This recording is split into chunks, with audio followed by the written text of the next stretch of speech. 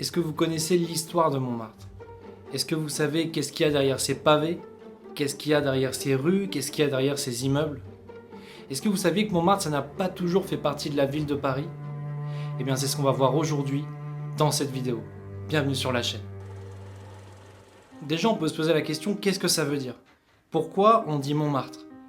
On a deux hypothèses qui nous sont présentées. La première hypothèse, c'est qu'à l'époque gallo-romaine, il y avait un temple dédié au dieu Mars, et le dieu Mars pour les Romains c'était le dieu de la guerre. C'est justement ce temple-là qui aurait donné à Montmartre son nom actuel. Parce que ça aurait donné Mont de Mars, donc Montmartis en langue de l'époque, donc par contraction Montmartre. Et on peut retrouver aujourd'hui des restes de ce temple à l'intérieur de l'église Saint-Pierre de Montmartre, qui se situe juste à côté du Sacré-Cœur. Donc ça c'est la première hypothèse, et la deuxième hypothèse qui nous est donnée, c'est au IIIe siècle, qui est une époque de persécution pour les chrétiens. Il y a eu Saint-Denis qui a eu la tête coupée sur la butte Montmartre. Et Saint-Denis étant un martyr, c'est ça qui aurait donné à Montmartre son nom actuel, Montmartre, Mont des Martyrs, en langue de l'époque Montmartyrium, donc par contraction Montmartre. Jusqu'à la moitié du 19e siècle, Montmartre en fait c'est un endroit plutôt rural.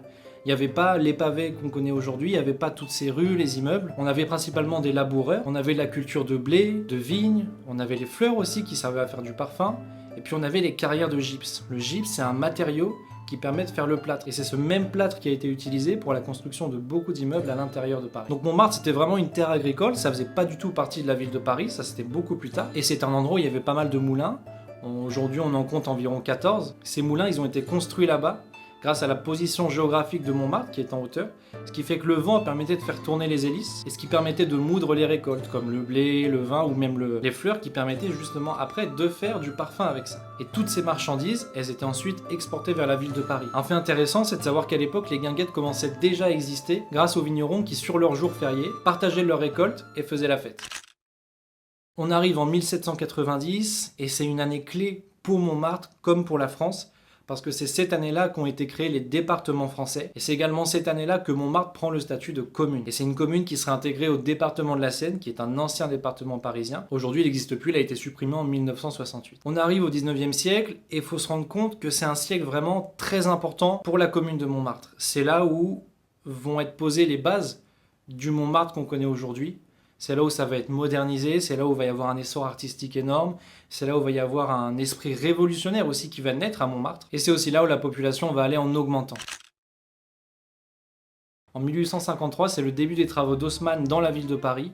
Ils sont commandés par Napoléon III, et l'objectif c'est vraiment de moderniser la ville, la rendre plus grande, plus accessible, plus lumineuse et plus belle aussi. Parce qu'à l'époque, il faut savoir que Paris, c'était pas du tout comme on connaît aujourd'hui, il y avait vraiment plein de petites ruelles, il y avait plein de petites maisons, c'était assez sale, assez lugubre, c'était plutôt insalubre, et on avait beaucoup de délinquance. Napoléon III, il a vraiment voulu changer tout ça. Faut bien se dire que la quasi-totalité des endroits où vous voyez aujourd'hui des immeubles haussmanniens, c'était des endroits où il y avait soit des petites ruelles, soit plein de petites maisons. Et du coup, Haussmann, pour réaliser tous ces travaux, il a dû tout raser. Ce qui fait qu'il y avait des gens qui vivaient dans ces endroits qui ont été expulsés ou expropriés. En tout, c'est plus de 100 000 personnes qui ont dû quitter leur logement. Et justement, avenue de l'Opéra actuellement, on avait ces petites maisons qui étaient situées avec des petites ruelles, et c'était plutôt un endroit pauvre, c'était un quartier pauvre, où les habitants vivaient. Haussmann, il a tout rasé, il y a une partie de ces habitants qui vivaient là-bas, avenue de l'Opéra, qui ont été justement se réfugier à Montmartre. Pas que, il y avait aussi des habitants des Halles et tout ça, mais une bonne partie de ceux qui vivaient à Opéra sont partis se réfugier à Montmartre, parce que déjà géographiquement c'était pas très loin, et ensuite Montmartre ça offrait encore des loyers pas chers, un coût de la vie qui était accessible, et il y avait du travail. Et l'autre partie de la population est partie se réfugier à La Chapelle, dans les banlieues, et aussi à la Villette. En 1860, et toujours dans la logique de modernisation de la ville, Paris s'agrandit et commence à annexer les villages et communes qui se trouvent autour d'elle. En tout, on compte environ 11 villages qui ont été rattachés à la ville de Paris. Donc on a Bercy, la Villette, on a Vaugirard, Passy et on a aussi Montmartre.